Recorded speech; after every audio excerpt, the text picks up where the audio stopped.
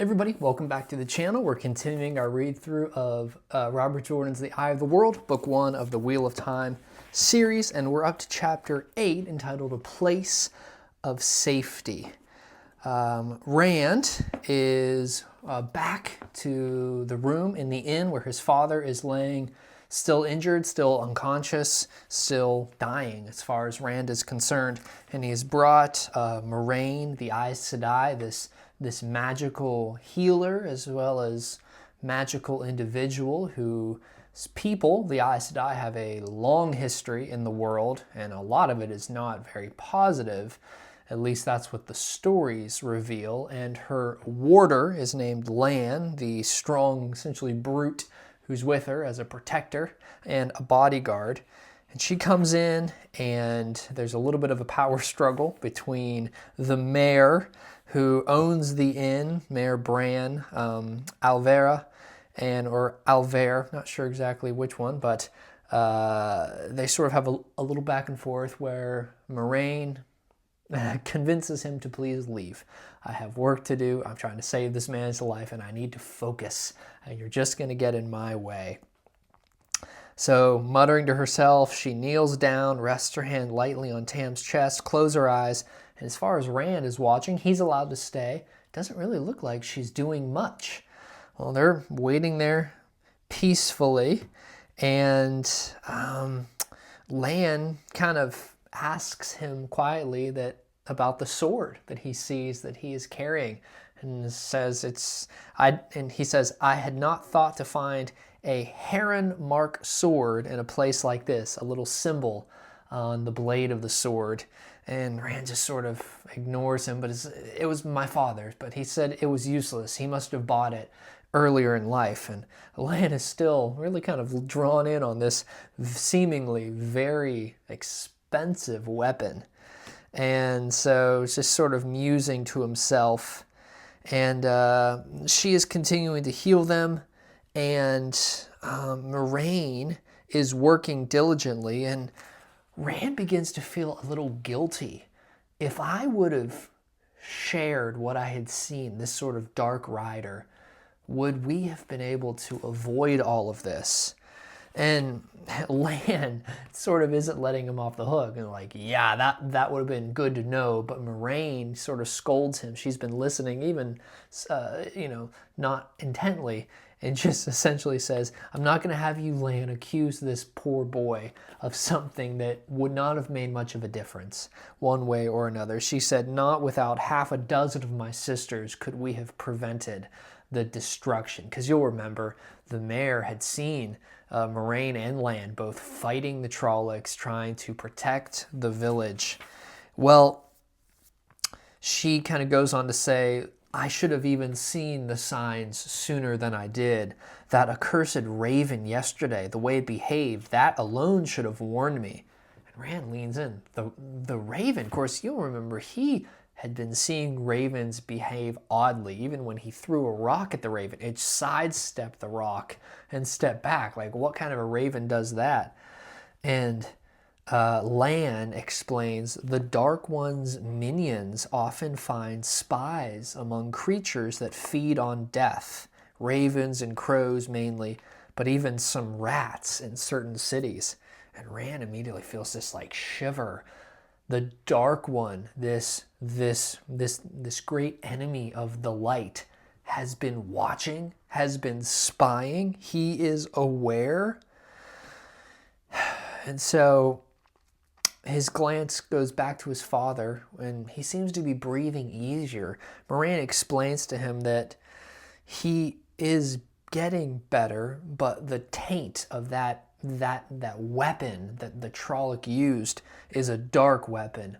And actually, the longer that he remained being untreated, the worse and more likely it would get that he would recover.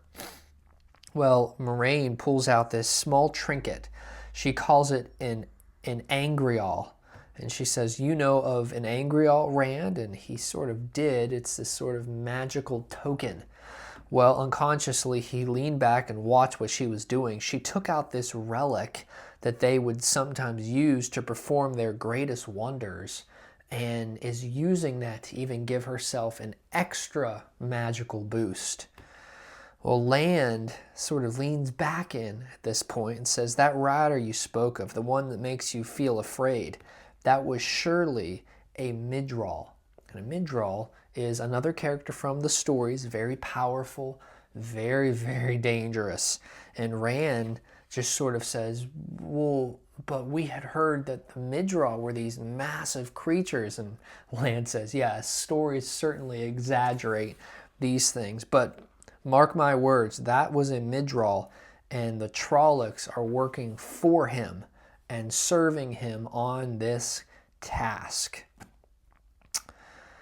And Rand swallowed. Well, a Trolloc said that the Midral wanted to talk to me, but I didn't even know what that meant.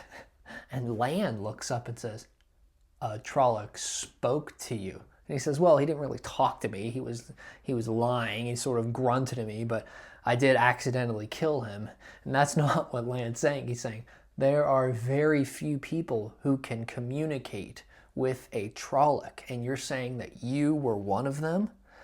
They sort of keep talking a little bit. There's more that he's learning when Morraine sort of wearily said, it's done, Rand. Land, help me up. And Rand asks anxiously, he'll be okay? She says, with rest, yes, he will. I was able to reverse the dark taint of that magical weapon, and he is overjoyed. Even tears begin welling up in his eyes. When Morraine tells him that he is going to need to leave the Two Rivers, leave Edmund's Field, and that took all of his energy and his joy and crushed it. Why do I have to leave? She goes on to explain that this was not just a random attack. This seems to be a targeted attack against a few select people. It seems to be against certain young men of a specific age. And Rand puts it together. It's me, it's Matt, and it's Perrin. Because they are all the same age. They saw the Dark Rider, and their homes were attacked and burned. And so she says, we need to get you back to my home city. In ancient times, in the war with the Dark One, it was a place of safety. No evil could penetrate its walls. And if we want to find out answers, and if you want to protect your family and this village, we're going to need to leave, and leave soon. Well, Rand is trying to process this. Morraine is going to go and rest for the energy that she's expounded. And Tam wants to tell his father, if nothing else, goodbye. So he waits with him. He's going to try to stay up until maybe his father wakes back up. But he sits down, the room is quiet, and he nods off to sleep. The last sentence reads, Tam was his father, and nobody could tell him what to say or not say to his father. Morraine had instructed him, you can tell no one, because if people know, there's going to be more danger for them. But he just had to stay awake until Tam woke up. But he does not. He is exhausted, and he is sleeping. So will he get to tell his father goodbye? Will they leave? Will anyone else go with them? Will the Trollocs attack in the time before they leave? We'll see as this continues. Chapter 8, A Place of Safety, The Wheel of Time, Book 1. Thank you so much for watching. If you're interested, you can like and subscribe, and we'll continue our story in the next video. Thank you.